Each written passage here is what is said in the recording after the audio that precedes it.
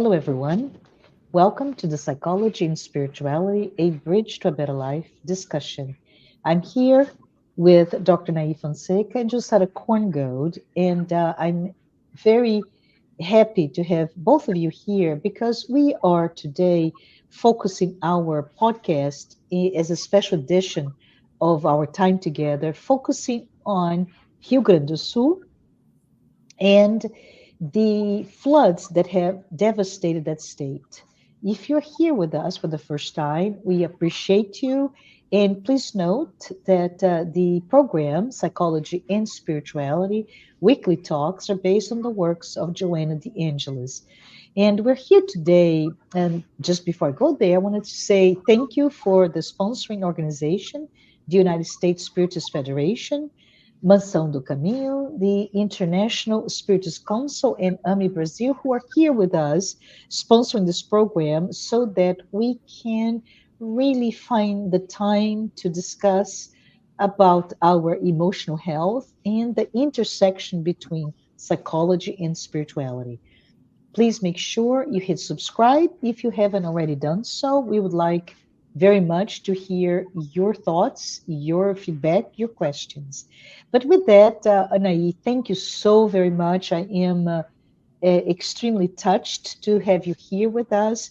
Please note that Anahy Fonseca lives in Rio Grande do Sul. Rio Grande do Sul is the southernmost state in Brazil, and they have been through an enormously difficult time in the past 2 months, right? So we're talking about since late April throughout May, that state has gone through not just rains, but heavy rains, storms that have caused catastrophic negative impacts and flooded 90% of that entire region, not only the state of Rio Grande do Sul, but also the neighboring cities in the neighboring country of Uruguay.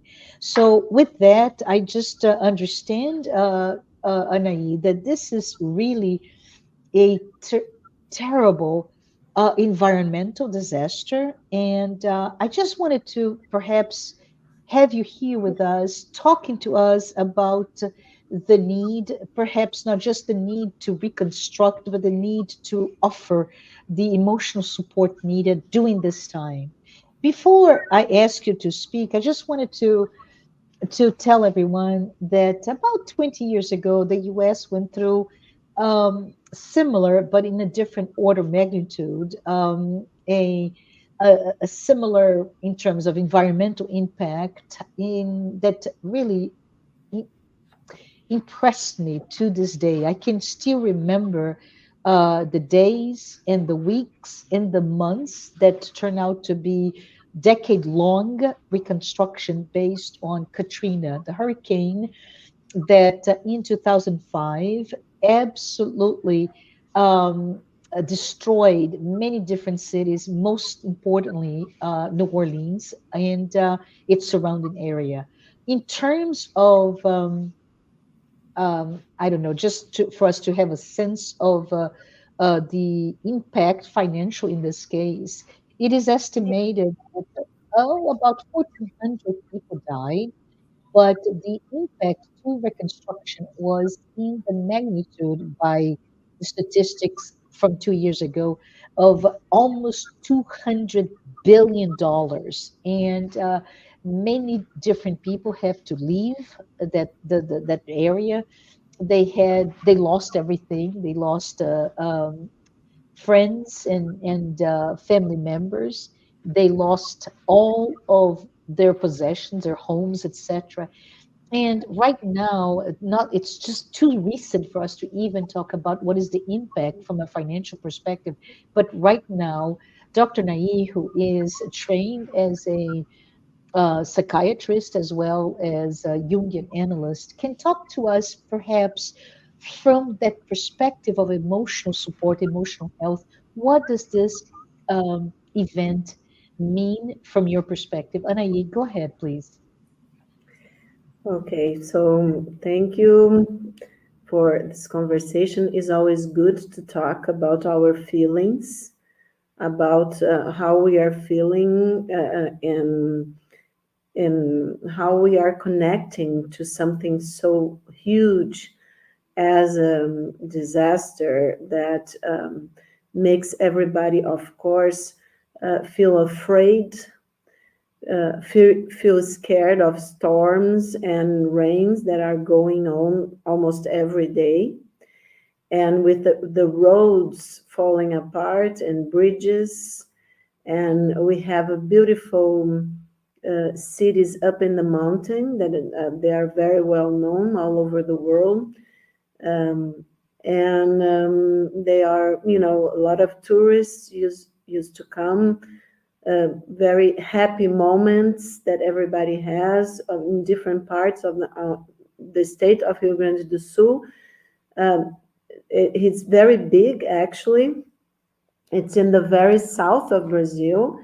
And we are thinking about, later on, I can explain about the geography. And if you look into the map of Brazil, we would be like Brazil's feet, let's say. And one of the things that we started thinking is why our state? Because everybody, you said Katrina, and the world is always in some kind of conflict because of the climate change or the weather or some kind of um, wars, even unfortunately, and difficult things going on. But when we are in the middle of the hurricane, let's say, right? I don't know if you have this expression in English, we have in Brazil, the eye of the hurricane. We are in the middle of the tragedy. And then it's like surreal for the ego, at least. Why? What's going on? Your life yesterday was sunny, let's say, or going on with the day by day difficulties, but going on, everything was normal. You knew where your family was, family members, where they were, and then suddenly all is gone, the security, the daily life. So the first reaction usually for the ego is to what is going on. It's everything like a bad dream, a nightmare. It's surreal. But you know that I'm a psychiatrist, but also a Jungian analyst, and so it makes us think deeper, in this, and also think symbolically. And I think it helps a lot, because if you, of course, the ego is going to suffer and is suffering. Everybody's suffering, mine too, of course. We are always worried with ourselves, families, what's going on. Even this night, it was raining a lot after a little bit of sunshine, and then you are sleeping, but then you hear the sound of the rain and you get word in your sleep. So of course, and then in my city, that it's the capital of my state, Rio Grande do Sul, we have this beautiful, um, we call the Guaíba River, but actually it's a lake. And it's important for people to understand that our state is, I think, in the whole of Brazil, is the state with more um, sweet water, we say, not salt water from the ocean. So we'll have lots of rivers, lakes. People can look in the map, and everything goes to the ocean, but through a tiny a tiny hole, let's say, in one of the lakes. So that's what happened, is that it started raining a lot up in the mountains, a lot. So a lot of rivers flew, and a lot of like cascades, and all of them, or most of them, uh, went to our river that it's in the capital called River Guaíba, that it's in our capital. actually has a beautiful sunset when there is the sunset. So suddenly, something, a part of nature that was part of our lives, people that live up in the mountains, the rivers, they love the rivers, they love, the trees, the mountains. We that live in the capital in Porto Alegre love the sunset. People from Rio de Janeiro and other parts of Brazil that have so beautiful beaches, and they say, "Oh, the gaúchos," that the way that we call ourselves, the gaúchos. Oh, they say, "Wow, our sunset is the most beautiful in Brazil because it's over the lake and has this mirror." And so they are joking that we don't have the Christ, we don't have the beautiful ocean in our capital, but we have a beautiful sunset. And I And then, sorry, just to sorry. give people an idea, because not everyone knows the size of Brazil quite well. The state of Rio Grande do Sul in Europe would be equivalent to the whole country of Italy. And in the US, it would be, the size of Nevada, between Nevada and Arizona. So it is a very, very big area. And that's why, when we talk about this tragedy that has happened, uh, uh, the impact in terms of geographical area and number of the population is really, really, really big. So please go ahead. I just wanted to Yes, as I thank you. Yeah, it's good. And also that gauchos for us is like the cowboys for the United States. It's people, that deal with cattle, and we have a border with Uruguay and with Argentina. So we are pretty much sometimes more connected to Uruguay and Argentina than people from the very south of my state, our cowboys, the gauchos, because then it's they with the cattle and all the stuff. So we are there in Rio Grande do Sul, sometimes more connected with Uruguay and Argentina than even with Brazil, because Brazil is a continental country. So up in the north, a lot of beautiful beaches and sunshine and all this stuff. But here down in the south, sometimes even it snows. I don't know if people know that, but now it's cold, for instance, right? So this is important because so I was talking about this impact on the ego. We are all, from the human family, so we pretty much react the same way, psychologically speaking. It doesn't matter the culture, it doesn't matter differences in culture and part of the globe. People usually react pretty much in the same way, feeling like it's something really strange going on, surreal. The ego has a lot of difficulty to elaborate psychologically speaking. We are going to mourn, feel grief by everything that we are losing, people, even stuff, houses. It's so crazy that we saw, like in my actually, by the way, my building is a small building where I live, and then it's by the river, 50 meters. And the water was coming. Okay, I'm in the third floor, but the water was coming a lot. And we saw a small island just pass by, a small island. And a lot of neighbors saw like tennis shoes, doors, wooden, because a lot of houses up in the mountains and with different cities were totally destroyed and taken away. So it's a lot of destruction.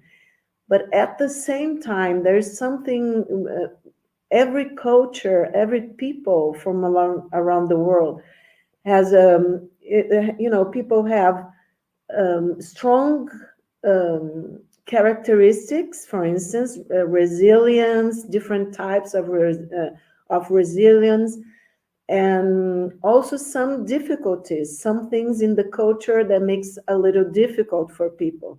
So we have ups and downs all over the world, things that can help us psychologically to deal with all this suffering that a catastrophe of this size, there is something really tragic going on. And we have things so that help and things that make it a little harder. For instance, one thing that it's all over Brazil that we have, that it's really a high point of the population, we have what we call in psychiatry religious syncretism. That is, we are very pretty much open to different types of religions. And Brazilian people have a lot of faith in the transcendence and God, even in different religions. But I think it's kind of 90 or more percent of the population that believe in God. So I will give you an example, and I study religion, spirituality, and mental health. I have been studying this relationship um, among these concepts for like 20 years, the past 20 years, and researching that. And I can give you a very good example. Of course, a lot of us are doing pro bono work because a lot of people lost everything. So just yesterday, I saw in pro bono work a volunteer firefighter.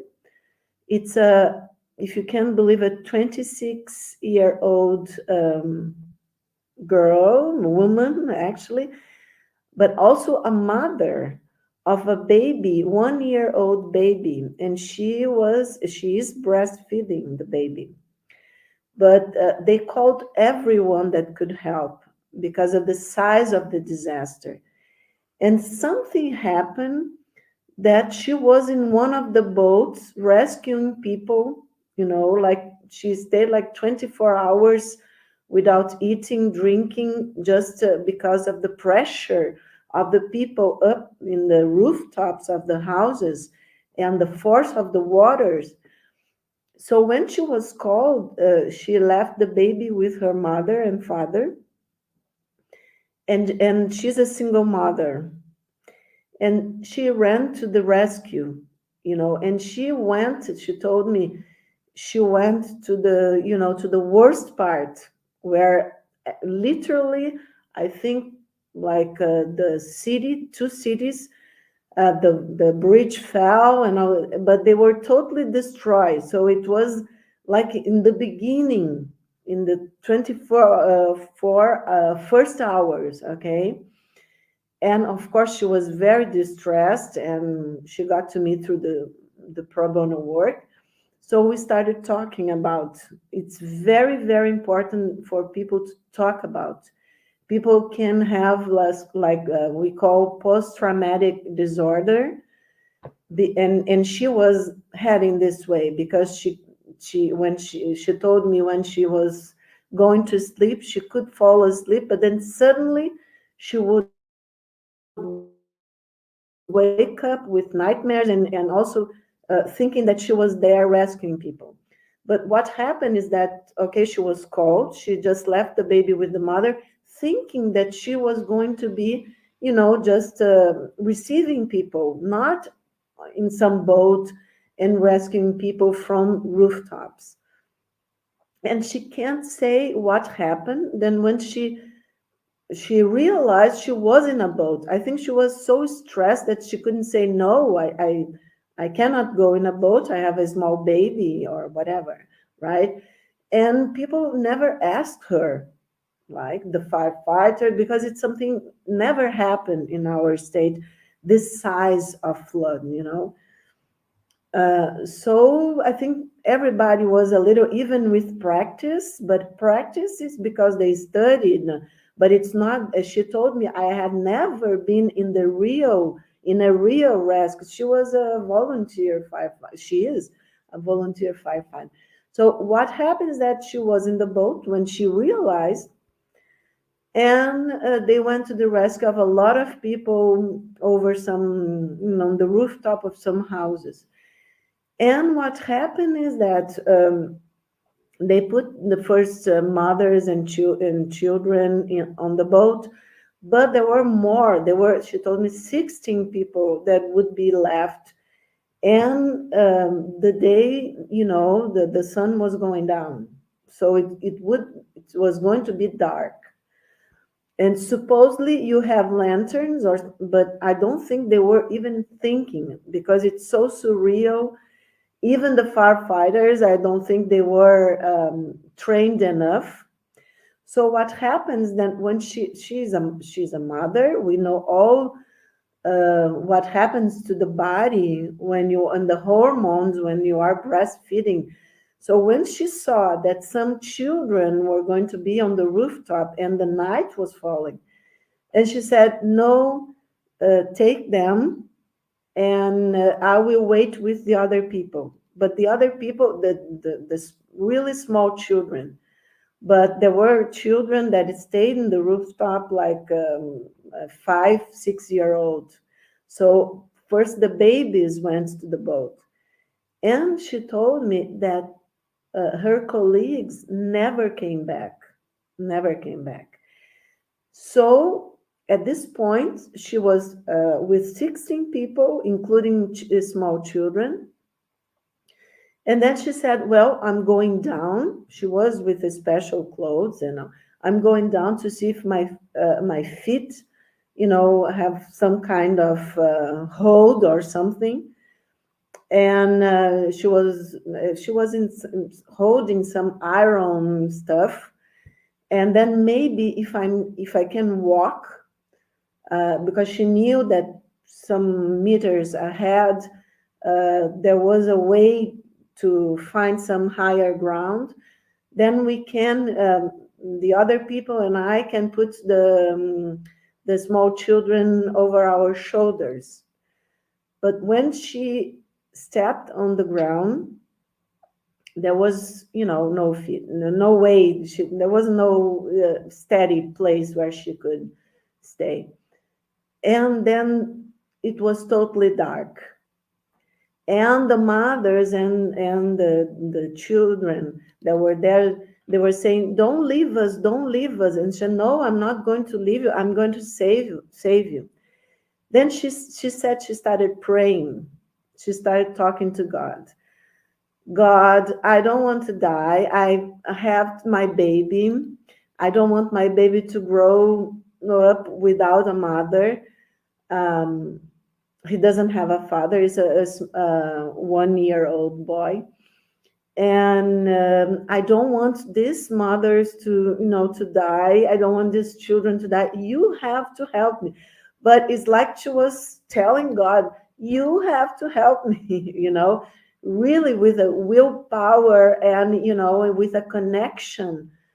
Help me, not, oh, thinking about, can you help me? This, no, you cannot leave, let these children die.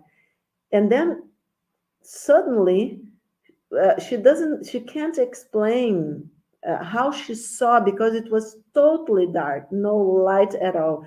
She saw like it was a shadow of something, and she doesn't know how she managed to walk towards this shadow. And it was a boat, and it was a boat with one man that had came to take some furniture from his house.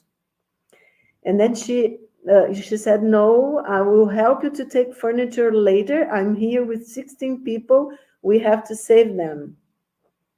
So I don't know the size. She can't even say the size of the boat. They didn't argue, whatever, but she managed to put everybody on the boat, and she saved all of them, 16 people, including 4 or 5-year-old children. And of course, when she came back, she was, of course, happy, but she couldn't, understand very well what happened. So when you talk to people, that's something really important. You have to of course, let them speak, because it's catharsis, we say, like in Latin. You have to speak, you have to remember some things, even if it's difficult. Because, first of all, you have to know that you have people that you can share the experience with. And the people, the person, usually we ask for a professional, this professional that is trained, because of course you have to have empathy, but you cannot suffer the suffering of the person. You have to be real, sensitive to the suffering, but not suffer the suffering, because otherwise you won't be able to say anything that will help. You have to have compassion, of course. You have to understand the person, the in the broadest way that imaginable that you can, right? But also you have to understand that is a person having a difficult situation. We have to.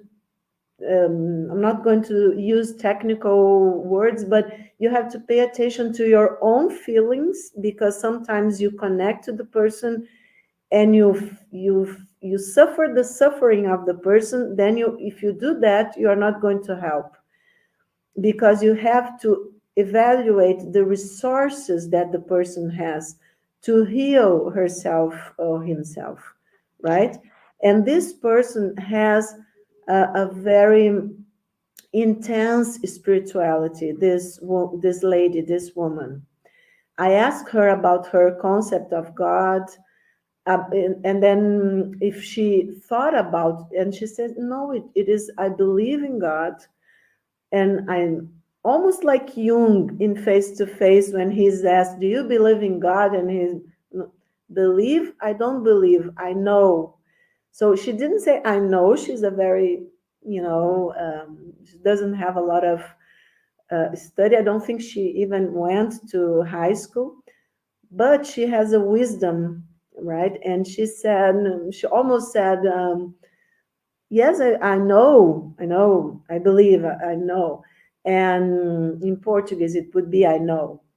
And she said, and I talked to him, and I said, you can't, she was saying that, let us die, because there is children, I have a small baby.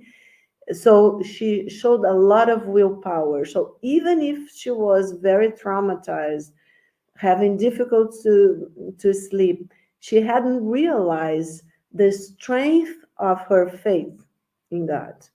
And this is something that we know psychiatrists and psychologists have to understand, respect the person's religion, and evaluate what we call the religious coping, right?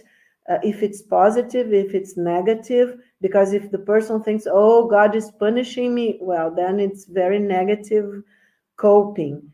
Then we have to talk a little bit about that. But the way, for instance, this person, and she had a very positive religious coping, right? And her spirituality is very developed, so I think this helped her a lot, not only saving people, but also when we talked, of course, then she needed a professional. She realized her own strength, and she said, well, I'm feeling better already, because the healer is inside all of us. And the healer, it's not that the psychiatrist or psychologist is going to save or heal anyone, because the person is traumatized and has to find the meaning of what happened. But the meaning is not given. It's inside the person, not outside the person.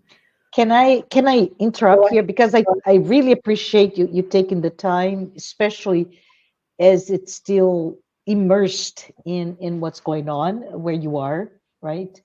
So you give us a very interesting perspective. I actually heard somebody said pictures will not give you the gravity of the situation. So I really appreciate that, Anahy. But one of the things that you start to talk about is on what you're giving from a pro bono perspective, but you are supporting those that are like this firefighter going through some trauma. And what can we do? Right? There's so much that we can think about and I, rattle some financial figures about Katrina, for example.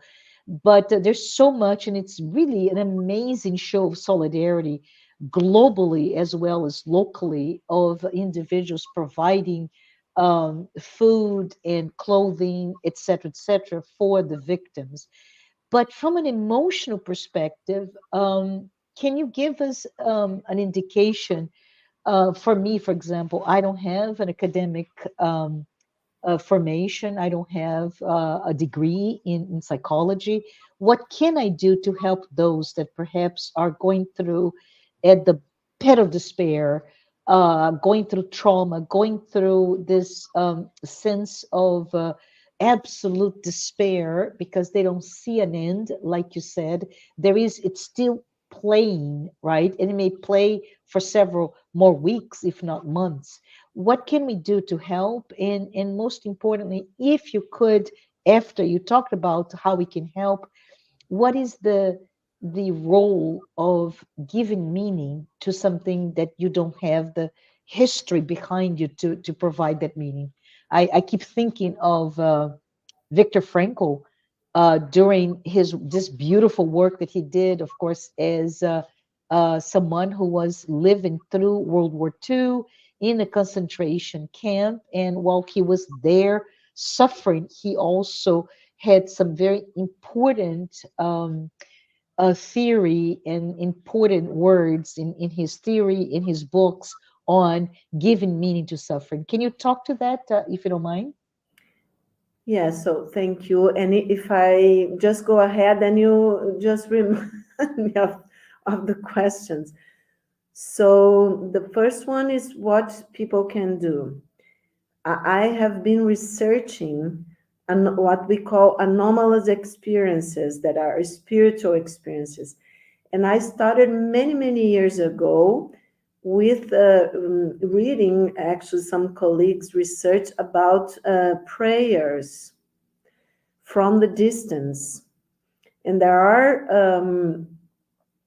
actually research on that and the impact in people that are receiving prayers, but they don't know that they are receiving, and they are in the hospital, for instance, comparing to people that are in the hospital and are not receiving prayers. And what some research show, and it doesn't matter the religion, okay, and even if the person has or doesn't have a religion, but what the researchers show is that the prayer for the people, for the person, has a huge impact. What our science doesn't know yet how to explain that, but science is the rational thinking about a phenomena that is observed. So we cannot say that we are not seeing the evidence, right? And that we are not observing, because we are, even if we don't know how to explain yet. We have all the coming together of, for instance, quantum physics, information. People in the United States are talking a lot about a field that encompasses everything, right? We can call God, of course, but and that how we communicate with this field. So the intention, and we study Joanna de Angelis, right? So, and spiritist knowledge and psychology, and Jung, depth psychology.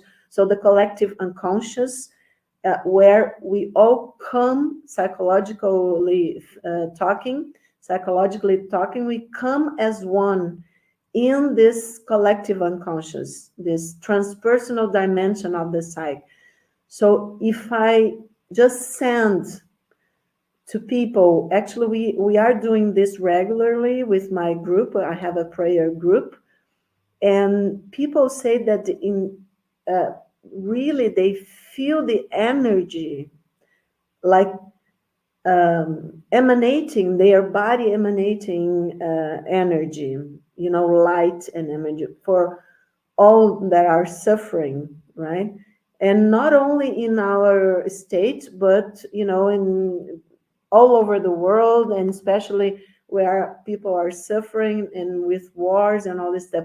So, and usually maybe we have to study more, but when we are feeling and when we are in the eye of the hurricane, as I told you, it's like it gets stronger. So lately, I will tell you something here, because uh, we are in a private conversation that only some thousand people are going to be listening to. But we are in our human family, right? So lately, maybe because I have some development in my medianistic capacities, I'm working on that, but in more like in intuitions, don't have other kind of manifestations at this point. But lately, I have been feeling when we are sending prayers and vibrating for our state and for people, I'm feeling physical, like it's not like an electricity is like running through my body, and I can feel my hands really warm. So I just imagined, because of course we know a little bit about the brain and as psychiatrists, and we know like hormones and all this stuff, but we know our physiology of the spirituality. I have been studying this too.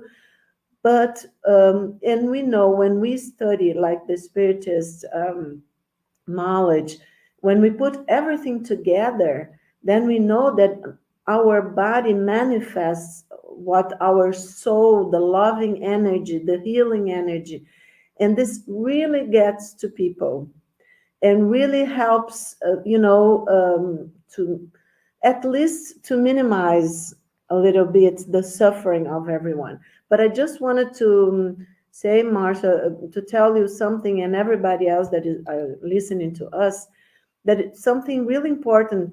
The concepts of empathy and compassion. Maybe sometime in another podcast we have talked about that, but we have to pay attention, because we have to be empathic with people. That there are this empathy fatigue, we say, especially with volunteers and medical personnel and health personnel that are helping to take care of others. Because what happens is that if empathy, usually you feel the other person or other people's pain. It's the capacity, to place yourself in other people's shoes, we say, right? And to feel their pain. But if we don't pay attention, this is important to understand how people are suffering. Because usually, if you see on the TV or read in the newspaper, you're going to, oh, what a shame. But it's not the same thing when you are there volunteering or when you are there trying to help. So you are looking at the suffering, and you, of course, you are feeling the suffering. But if you go in this direction, you will. There's a big chance of you getting depression, or even yourself getting post-traumatic syndrome, right? Stress syndrome. So it's very important to work, to observe our feelings, to know our limits, to help the way we can and not the way that other people tell us to do, and to connect with the concept of compassion. Is because compassion is more, we are more like by the side of and taking action, right? But not exactly connecting to the feeling. We have to disconnect a little bit to help when you go there. And Now, this is very important, Anahy, especially as you have witnessed live the empathy fatigue from the volunteers. Jussara, I don't know if you have any additional content that you wanted to add here. I know that you have been one of the coordinators of an amazing event of a number of people discussing from their perspective, specifically from a spiritual perspective, on this event that Rio Grande do Sul is going through. But I wanted to talk a little bit about the meaning, if you want. But before I go there, Jussara, do you have any thoughts that you want to share with the audience? Uh, Actually, I mean, it's been such an emotional day, I think, and with what Anahy um, also shared with us, there are so many things that are happening. There has been the consequence of this flood there, this tragedy. But I mean, just knowing that we can do something, right? I mean, we can have sympathy for everything that is happening. We can have empathy because I can correlate with the situation. But I think now we are all called to compassion, because compassion means I hear you, I understand what you're going through, and I'm going to go the next step. What can I do to make it better? So it's hands-on action. Yes. And I think in a way, and thank you so much, Anna, Dr. Fonseca, for using your knowledge, your expertise to uh, help all these people that are going through trauma. Because of course, at first we are going to be thinking about losing everything that is material, but there's so much trauma and people and loved ones, of course, but there is so much trauma behind all that. And like I said, we can pray, we can offer our understanding, we can try to be close to those people and just say, I'm here for you, whatever you need, and really mean it. Yes. Because Yeah. it's not just, oh, okay, I sympathize, or no, I'm here for you. Is there anything that I can do to make it better, to alleviate the burden that you're going through now? Absolutely. I Yeah. think this is, is the purpose of all that, and this is the reason why we decided to have this special edition, because not only we have to demonstrate our support and having the possibility of having someone that is living there and that is seeing up close the situation and that is working on it. Yeah. It should inspire us, it should Yes. motivate us, and should remind us of our humanity, but above all, of our brotherhood. And Absolutely. being Yeah. there is all there is, and what we can do right now. And regardless of how much we can contribute, either financially or with time as a volunteer or anything else, but we have to do something. We cannot just cross our arms and say, "Oh, okay." Yeah, there are events like that happening all around. Yeah, there are events happening all around, and we should be there for them all the time. As well. Yeah, yeah. Well, But thank you, Josara, and thank you, Anahy. If I may, because we have just a couple more minutes, was hoping that just to share a little bit about Viktor Frankl, right? So Viktor Frankl, who passed in 1997, he was Austrian neurologist. He was a psychologist. He was a philosopher, but most importantly, he was a Holocaust survivor, as I mentioned, and he founded this field of study called logotherapy. And he wrote this book that I think every person must read it, Men's Search for Meaning, where he was able to capture the horrors of that experience and really look for meaning. But one of the things that he said that I wanted to leave that and perhaps have Anahy talk a little bit about those words. He says in that book, between stimulus and response, there's a space. In that space is our power to choose our response. In our response lies our growth and our freedom. So I think with those words, Anahy, I just really echo what you were speaking earlier on attributing meaning to an event that we don't know yet what the meaning is. But what about giving, create that space so that you go inside of you to find that resilience, to find that self strength that the firefighter, the volunteer firefighter had. In her case, perhaps it was her child, right, the baby that gave her strength. But how can we all, if you part, we finish our conversation today with the parting words on how can we create that space between an event and our own inner strength.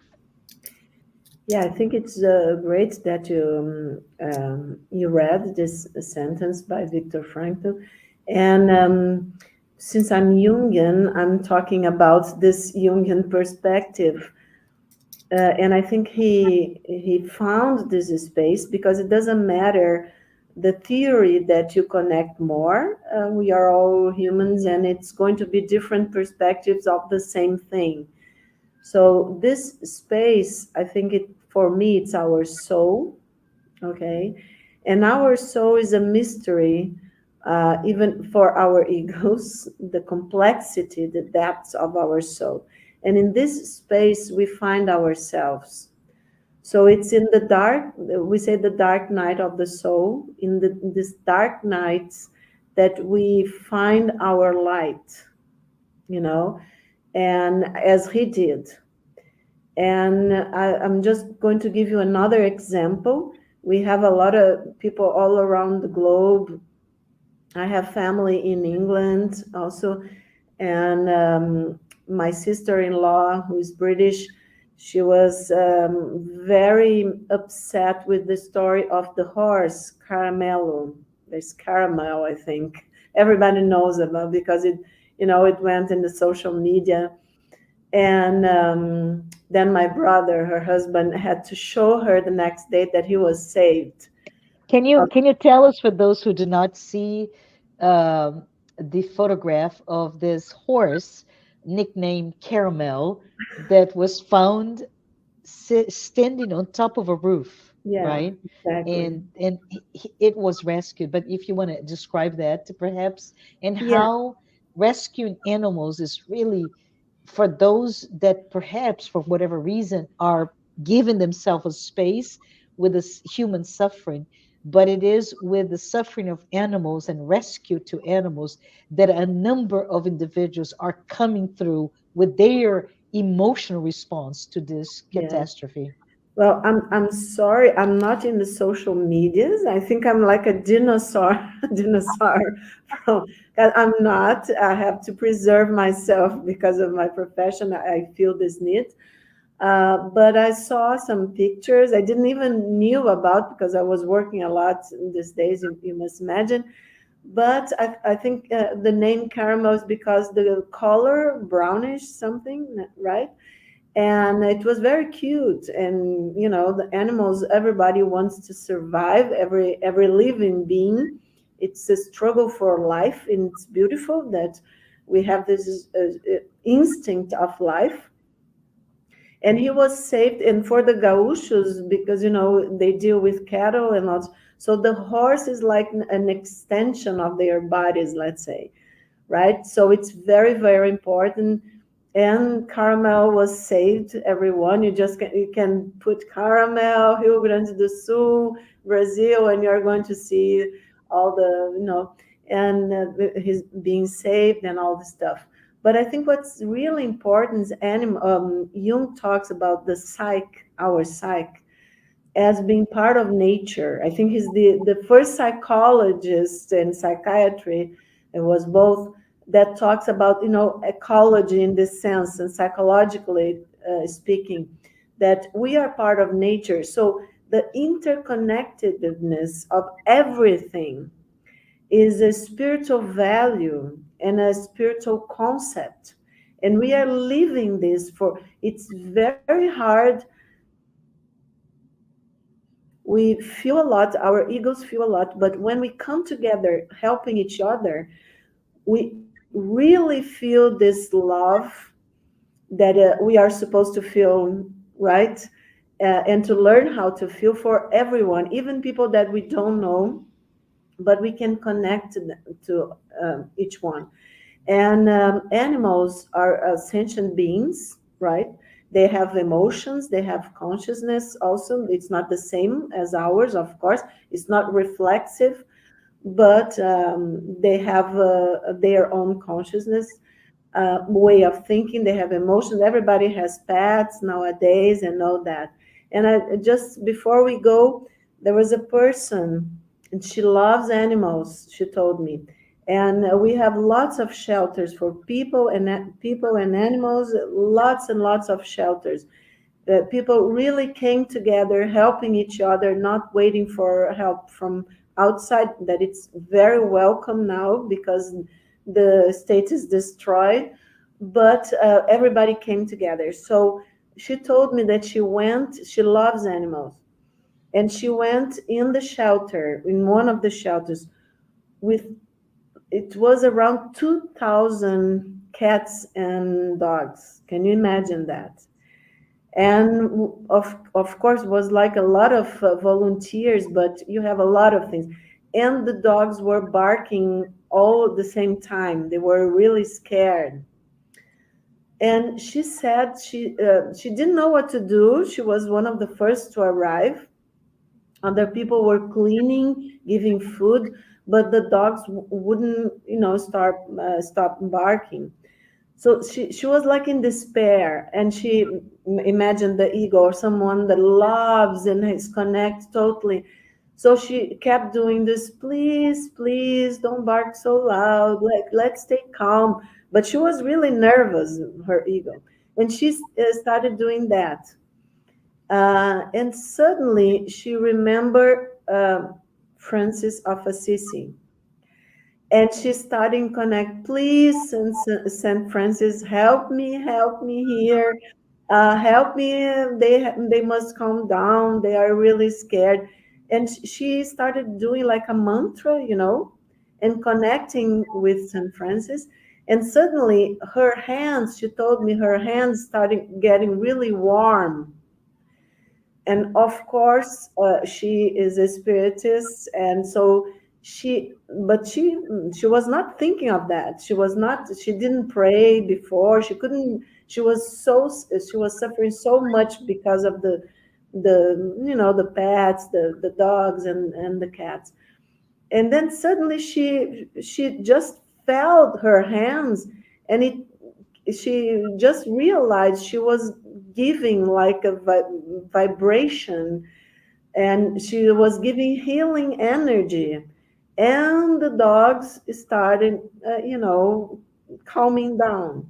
I love that. I So that love I to leave hear you that. with this example. Let's come together and let's connect to our faith and with our higher selves and with the higher spirituality, like our friends and even deceased parents that are in the spiritual realms, that are being able to help us at this point, with whatever warms our hearts, because as Jung says, the heart has a memory of what's healthier and better for the soul than the mind.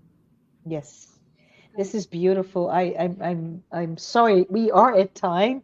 I could stay here much longer because you are giving a picture that is so multifaceted and so deep in terms of different references to how Jungian psychology can read those situations. So I really appreciate that. Thank you. We are praying, we're sending our prayers to every single family, every single person, every single animal impacted. And I appreciate you being here with our wholehearted appreciation. Thank you, Anahy. Thank you, Jussara. And we'll see everyone next week. Thank you.